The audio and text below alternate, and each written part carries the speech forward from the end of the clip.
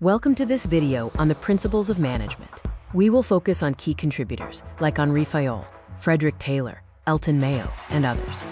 The objective is to acquire the fundamental guidelines that help managers effectively plan, organize, lead, and control to achieve organizational goals. We begin with Henri Fayol's principles. The first is the division of work, which means specializing tasks so employees become proficient in their areas. The second principle is authority and responsibility. Managers must have the authority to give orders, and this authority comes with responsibility for their actions and outcomes. Third is discipline, adherence to rules and regulations within the organization. Fourth is unity of command, stating that each employee should receive orders from only one superior. Fifth is unity of direction. All activities with the same objective must have one plan and one leader. The sixth principle is the subordination of individual interest to general interest, where the organization's interests take precedence over those of any individual employee. Remuneration, the seventh principle, means employees should be paid fair and reasonable wages for their services. Eighth covers centralization and decentralization, referring to the degree to which decision-making authority is concentrated at the top or distributed throughout the organization. The ninth principle is the scalar chain, a hierarchical line of authority from top management to subordinates that should be followed for communication.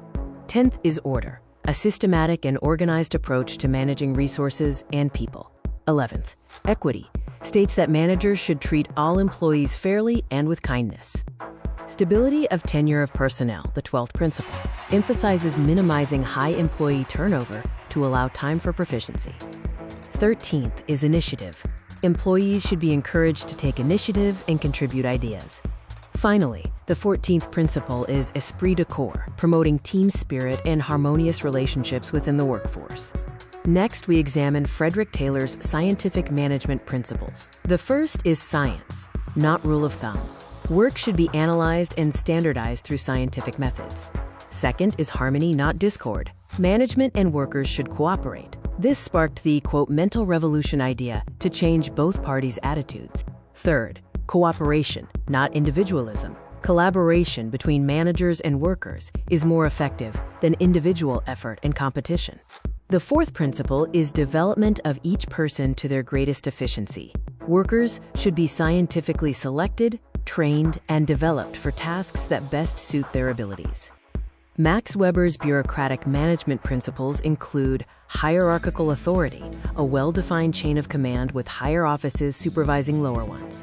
Second is task specialization, where labor is divided into clearly defined specialized roles. Third is formal selection.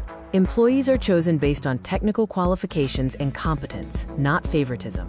Fourth is formal rules and regulations. The organization is governed by a consistent system of rules ensuring uniformity and predictability. The fifth principle is impersonality. Rules are applied uniformly without regard for personal emotions or relationships. Elton Mayo's human relations theory emphasizes social needs. Employees are motivated more by personal attention and social satisfaction than by money alone. Second is teamwork and collaboration. Productivity increases when employees feel they are part of a valuable team and receive recognition. Third is communication. Open communication between managers and employees is key to fostering morale and productivity.